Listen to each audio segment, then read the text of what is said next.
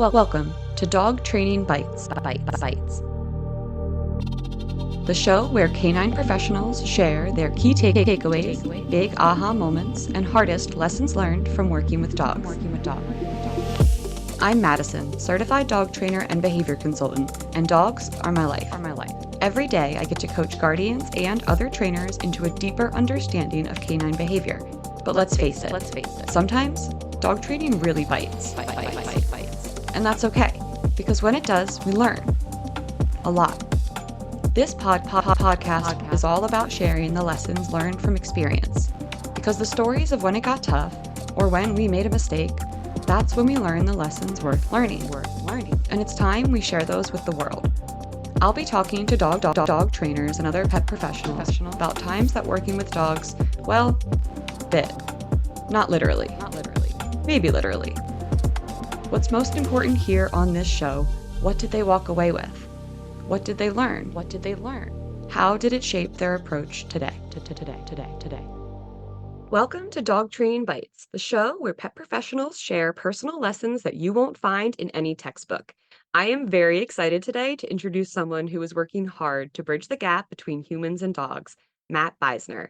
Matt is a world-renowned certified professional dog trainer who specializes in common, confusing, reactive, and aggressive behaviors. And you may have seen him on his show, Dog Impossible, on Disney+. Matt's humane approach is guided by evidence-based positive reinforcement. His programs create a safe space for anyone who wants to understand their dog's behavior and is looking for a healthy opportunity for change. Hi, Matt. Welcome. I am so excited to have you here. Hi, Madison. I don't know who's more excited. And also for the audience, Madison reached out to me a while ago, and as is my admin deficiency slash, the reality of communicating through social media, I don't know how I didn't connect with you before. So thanks for following up. Thanks for being dogged about it. Of course. I know you have lots of stories, and this is something that people need to learn this stuff. These are the lessons that we learn the hard way, and we want to keep other people from having to maybe make the same mistakes or being able to find something worth sharing. And so what I really want to start with is my first question for you, Matt. I want to ask you about the dogs in your life, right? The once impossible dogs. Well, I have two with me now. I will for the listeners, I cry easily, so don't be surprised if that happens because I think it might happen in about five, four, three. So you just quickly for people, I got bit when I was a kid, grew up afraid of dogs, got into adulthood. Well, technically I was an adult, not emotionally, I was not an adult. And then in the process of, unbeknownst to me, recognizing a pretty serious alcohol drinking and addiction issue, I got help. And in my first couple of months of detoxing and recovery, I lived with somebody who had a terrier who would have been identified as aggressive. I'm not going to talk about the mighty Kingston today, rest his soul. But that was the beginning of the trajectory. So what that led to with Kingston's presence in my life, where he needed help, and I actually was getting out of the house to help him. So he was my way of getting back into the world, Mm. which is fundamental to how I operate. What's good for the dog is going to be good for the world, and my doing what's good for a dog is going to change me for the better. And as I continue to expand my desire and ability to support humans, what's going to be good for the human is also going to be good for the dog. So there's an irrefutable interplay, aspect of the bond between the two. So what was going to move me to tears is we had, up until 2 years ago, my wife Brooklyn, who created the Zen dog with me and nurtured it through 22 crates in our home and all of that, and then a facility and then a TV show and then a move to Austin, Texas. We ended up with 8 dogs with us, 3 fosters that had been staying at the facility. We're now down to two dogs total.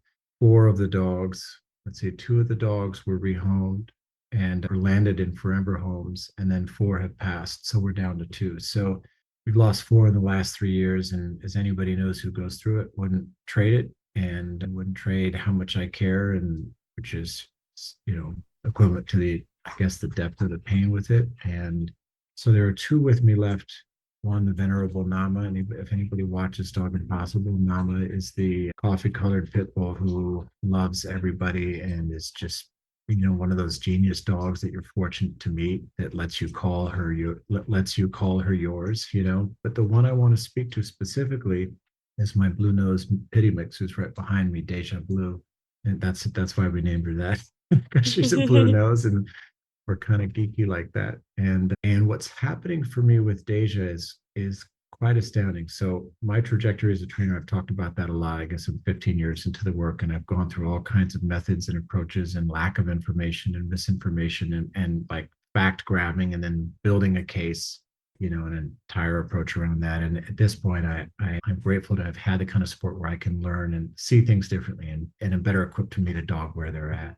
And I'm very much dog consent driven. Wellness is a foundation, things that are just invaluable for the dog's experience. So, with the dogs that we had with us, living with us over the years, and the dogs that we were legally and emotionally and spiritually responsible for, there were very serious bite histories, bite level 5, bite level 6. And Deja Blue, who came into our home at about 10 weeks old as a rescue from the desert, Palm Springs area, blue nose, blue lacy mix. For those who don't know, blue lacy is the state dog of Texas. It's a ranching dog. So she's this beautiful 38-pound streamlined blue gray dog. And I I didn't recognize how deeply sensitive she is. Mm. She's about 10 years old. Again, she came to us at about 10 weeks old. I didn't recognize it. And I honestly didn't recognize it until like 2 years ago, which I'm embarrassed and maybe a little bit ashamed to acknowledge, but I want to share this stuff out loud because if it's useful to anybody, then it's useful at all. And one of the things that I didn't that was a prohibitor for me in recognizing how not just emotionally sensitive, but how acutely sensitive she is in terms of her senses. She is what some people in the field are beginning to identify as highly sensitive dogs. And there doesn't seem to be a breed specific predictor to a highly sensitive dog, but it does seem, and this is anecdotal with what people who are actually exploring this are sharing with me or evidentiary, what does seem to be consistent for highly sensitive dogs is that they are acutely aware of changes in the environment, sound, sight, movement, and light, Yeah. and that they are highly intelligent. And that could be the case for a number of dogs. And as we become more sensitive to their needs, it may just be that they're sensitive and we're waking up to that. They're So very vigilant almost to their vigilant. environment and Yeah. predictive sometimes too. Yeah. Yeah. Routine is particularly key. And potentially everything in the human day-to-day experience has an impact. And Yeah. so Nothing is so insignificant to them. no, Nothing is insignificant. no, yeah, that's Yeah. right. And part of so in spending years managing a household, whether the dogs were staying with us, and we had upwards of 22 dogs. I'm not recommending my lifestyle for anybody. I'm just saying it is what it is. In the management of the business and in the management of the behavioral risks of the other dogs, and because Deja Blue fit in so quickly and presented little to no threat whatsoever, I gave her almost none of the attention that she needed. Hmm. And when my beloved Jindo passed, about we just passed 2 years ago now, something extraordinary happened that I could not have anticipated. And within 3 weeks of his passing, Deja Blue, who would reasonably be considered fearful, timid, skittish, anxious, those kinds of things, she started to blossom. It was so bizarre to me to see her be more curious. Just she now comes upstairs of her own volition. To see her, I'm going to loosely call it self-regulate. Like she gets spooked by something, she's going to come up the stairs, which she was always seemed to be too afraid to do, and she's going to lay down with us, and then she's okay. Huh. The level of her communication and the freedom with which she seems to feel able to communicate with us is mind blowing. Hmm. And I realized that although her and my Jindo, by and large, with the exception of maybe a couple of incidents over 10 years, over 8 years, I would always have said they get along. But the reality is that he passed and her behavior changed. She opened up, which suggests to me pretty clearly that his very presence was pressuring to her. And after he passed, a year after he passed, just in the last, I guess, 5 months, our German Shepherd passed. Hmm. And when she passed, Deja Blue, and she and Deja cohabitated, but Deja Blue expanded again. So I'm seeing a dog that I've been living with for 10 years demonstrate behavior that either wasn't there or I certainly didn't see. And the underlying needs that drive that behavior that have been unmet. The social pressure that you didn't realize was affecting her. Yeah. Yeah. Because Hmm. it's relative. And, a lot of the things that I see, particularly working in aggression cases and working with people at large and talking with other dog pros, too easily the we find ourselves, speak for myself, too easily I find myself normalizing high risk, high stress situations. Hmm. And to go from 8 dogs to 2 has also been enlightening because it's not just like things got 6 times easier in my home, things got 36 times easier in my home. Hmm. I didn't realize how much pressure it was on my family and I to manage little Hmm. things like gates, 2 barriers. We haven't had a fight in a long time, but all of that stuff takes a bandwidth and energy. Yeah. So Deja is this remarkable dog that I am actually building a relationship with at this level for the first time. And back in the day where I thought a dog had to walk, she just rolled over on her side and exhaled like, thank you. And I've been waiting for you to figure that out. Oh. And so we took a walk the other night, long leash walk the other night, like a midnight safari. And she was just so delighted, just pop, pop, pop, pop, pop, pop, prance, prance, prance, prance. She's like, it always walks like got high heels on. And she was so delighted and like big smiles and so curious. And it was the longest, easiest walk we've ever had. And what's Hmm. key about that is when I first met her and in my less than informed state, I thought I had to dominate her and she had to be near me and all of this kind of, self-fulfilling justified training model. And that I failed that at that miserably with her and then kind of left it alone for years because of other things to deal with. And we had a facility and she had a lot of social opportunities. So to take a walk with her where we've done little to no walking work for 7 years and I have changed how I listen to her Hmm. and she is walking the way that she is. I mean, I can't, I could go on and on, but I want to stop there. And actually, the last thing I want to say is that her willingness to let me touch her, massage her, all of that is in evolution right now. And Yeah. there's so much nuance and sensitivity that she asks of me that is deepening my understanding every day. And so I want to give Deja Blue a big, I just want to lift her up because this has always been available. I just haven't been open to it. And thank you, whatever the great power is, thank you that I get a chance to have this relationship with her now before she too passes. Well, it sounds like you are just at a point in your life where there is more space for one dog to kind of step up and have that individualized attention where that's not always the case, right? Yeah. So I feel like this is a beautiful time for the two of you to get to know each other all over again. Yeah. Yeah. It's awesome. She's awesome. Yeah. Oh, I love that. Okay, Matt, did you bring a story? Is it story time? Yeah. Yeah. It is story time. So this one is it's related to the passing I've talked about. And so, I'm so sorry for all the loss that you oh, experienced in yeah. a relatively short period of time. I'm really Yeah. deeply sorry for that. Yeah, thank you. I feel that from you. There's a wonderful group of veterinarians that the oh gosh, I'm going to flub it up, but they have Dr. Lisa Lippman is one of them, senior dog doc, that's her tag. Dr. Laura Tarantino, she's another, and there's a third. I'm sorry, Posse, I forget.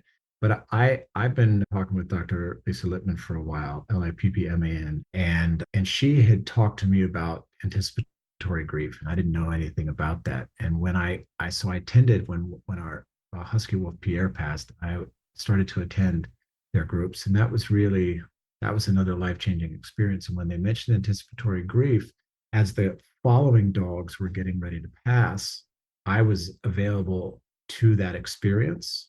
And for those who don't know anticipatory grief, it is what it sounds like. It's the grieving of a pending loss, and it could be anything from a pet to a move, to something before surgery, to a job change.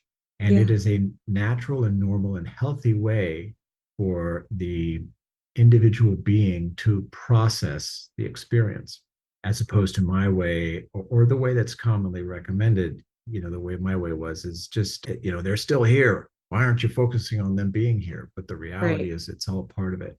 So our German Shepherd Hess, Mama Hess, who passed a few months ago with cancer that came quick, because of the support I've gotten, and from the beginning with this group, this team, this grief group that I'm mentioning, and what I know now with the training support, I was able to spend that last day. We had a fantastic holistic vet, Dr. Lori, here in the Austin area, who does house call work. And I was able to have that last day with Mama Hess, that where I wouldn't change a single thing. And this was not about like going to a fast food place and her eating burgers. This was, Mama Hess, I know you're in pain, and I'm telling you what's going to happen today. And I know that you can't really walk very well, but we're just going to do what we like to do, which is walk and sniff around. And I'm going to keep telling you how much I love you. And then what we're going to do, Mama Hess, when we come back from the walk, I'm going to have lots of good stuff for you to eat. And we're going to lay out a space here in our backyard, on the porch in our backyard. We're very fortunate that it's up against a beautiful green belt. I'm looking out the window right now, and there's lots of open sky. And Mama Hess, I'm just going to be with you the whole time as much as I can. And that was, without any disrespect to where I've been at in my process over the years, just in being with animals, that was the most present I had ever felt with another dog, particularly in something that was that emotionally challenging. Yeah. And the doctor came in and she did her thing, and I just sang to Mama Hess, and just, just what an exceptional, like unbelievable opportunity. And I remember thinking, only stepping outside of myself, I am so fortunate that I'm at a place in my life where I can be this present when something hurts this much, Yeah. and not have to do anything with it other than just keep being present. And so I was singing to her. I was singing to her, and a lot of it was with my eyes closed. And I began to see my other dogs that had passed. I began to Oh, see the specter of them arrive yeah. around us. And and as one might, I asked them to take her home, just please help her. Yeah. And that was something that, however one looks at this kind of experience, that was something that brought me a lot of peace, because I trust the animals that have been with me. I trust my Jindo. I trust the ones that I've had the privilege of living with. I trust them when they show up and say, I'm going to help you with this. And that includes being in the middle of a session, whether I would share that with anybody or not. And the intuitive way in which it seems that I'm able to hear them.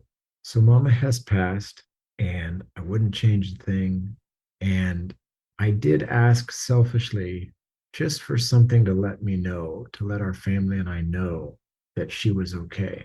So, as I had asked before she passed, so as she's in the process of passing, a cardinal posts up on our fence. Now, we've been living here 3 years. Not in the first 2 years and 8 months before she passed have we seen a red cardinal in our yard. Wow. So a red cardinal posts up on the fence, and I take note of it. She passes. And the next morning, outside our kitchen window, are two cardinals sitting right there on the window, right on the windowsill, which has never happened. And later that day, there are three cardinals down at the fence. And we have continued to see almost every day at least one cardinal show up in the yard, particularly when our remaining two dogs are out there. Wow. Yeah.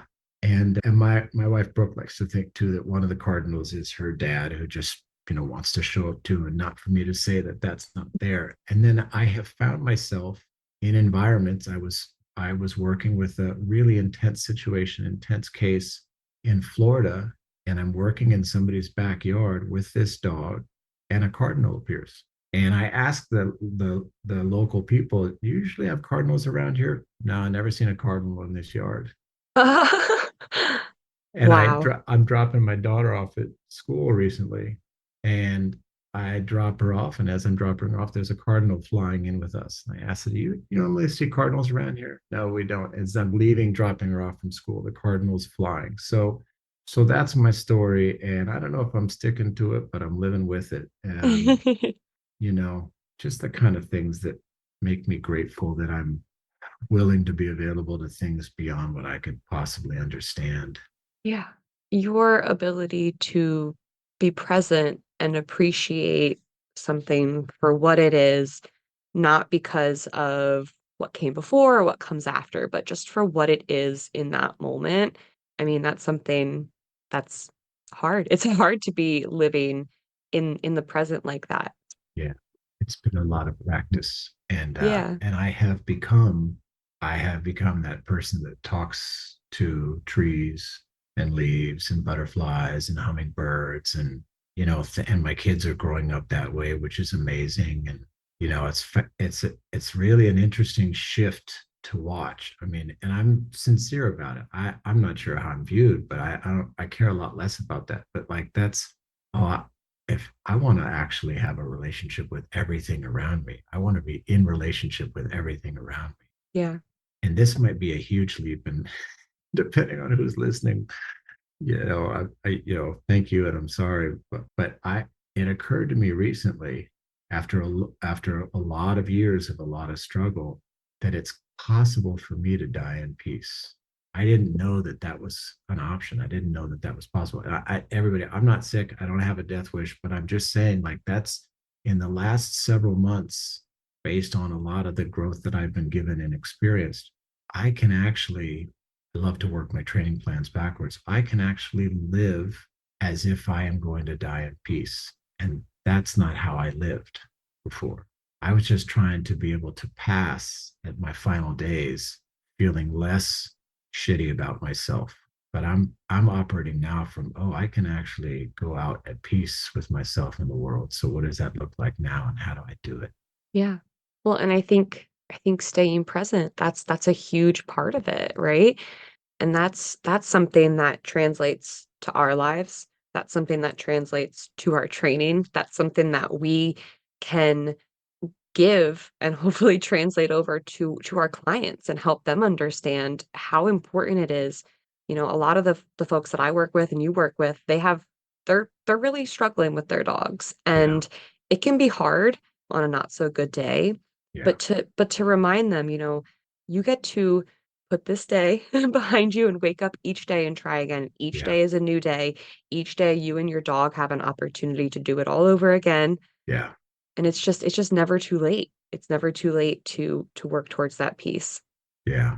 That is Totally right. agree. Yeah. Whew. I know it's a heavy one, but it's a good one. It's kind of the ultimate lesson, right? Yeah. Just really being able to look at what's in front of you and work through that moment. And I do think that, especially like I said, in these behavior cases, we can get bogged down looking too far into the past, thinking too far into the future. Yeah. I'm a training plan girl too, so I love to put together a plan and follow a Yeah. plan. But sometimes when you're kind of too caught up in that, it's important to just be in the moment. And it sounds Yeah. it sounds like Mama Hess is reminding you of that on the regular. Yeah, yeah, I would say so. And I think to your point about the training, because I like having answers. I like solving, a lot of that's self-reinforcing, even to the point where I will create, I have learned about myself. I do this a lot less so, but I will create problems so I can solve them. you know, and that includes, like not setting a dog up to succeed. I think I feel more capable than ever, and I probably do less actual training than ever because my ability to meet the dog has just changed so much. I feel the same way. Yeah. Mm. Yeah. There's a lot less training and a lot more listening. Yeah, yeah, yeah, yeah. Same. Well, Matt, Yeah. is there anything else that you want the dog people out there to know about you and what you do? Mm. A great question. I know you're It's doing in, lots. it's interesting because I am grateful to have the opportunity to be a public person and to have the kind of support that actually uh, allows me to do something good with it, something useful. I think I think the thing I want to share is actually I'm shy. I'm a shy person, and I am fortunate and blessed to be able to have a lot of opportunities that put me out in the world that require a lot of output. Mm-hmm. But it's just been a more recent thing where I kind of squared with that, coming to terms with who I happen to be a public figure who is shy. I happen to be somebody who's capable in a public space and in conversation who's shy. And it's just a kind of an interesting development of self-awareness and a self-acceptance. Yeah, a lot of us are actually deeply introverted, and Mm, it makes it hard, I think, to show up with so much social energy, with, yeah, the desire to educate and entertain and bring people together, yeah. but they don't see the recovery that it takes for us on the back end. Yeah, that's right. Which is okay. I appreciate that. So I guess the chance to say that on a public scale, it might be a little relief. I think the other thing that's part of the bigger picture in that realization is when I'm thinking about sustainable, can I sustain? I'm looking at maybe what are the next 20 years of my life like? What can I do that can leave something that's worthwhile? And I need to continue to make adjustments to how I care for myself because if I don't, I won't have that. I won't be able to. I won't be able to do what I'm called to do, and that is a necessary and challenging pivot. With everything from how I sleep, how I eat, how I navigate the day, what I show up with. Do I clean up the messes I've made at night, literally and emotionally? And yeah, yeah. So yeah, that's what I want to share. Well, you can find Matt on Instagram at Matt Beisner, Matt_Beisner, and his website, thezendog.com. Both will be linked in the show notes. Thanks for joining us in the world of Dog Training Bites, where every challenge brings a lesson worth sinking our teeth into. See you next time. Dog Training Bites was created, produced, and edited by Mattison Simpson. You can connect with me on Instagram at Dog Training Bytes, that's BYTES, and at Freed by Training. For information on today's guest and resources for help with your dog or dog training education, visit www.dogtrainingbytes.stream. Looking for more? Listen to my other show, Unpacked, a clinical dog training podcast co-hosted by Sailor Jerry the Dog Trainer and produced by Straight Up Dog Talk, LLC.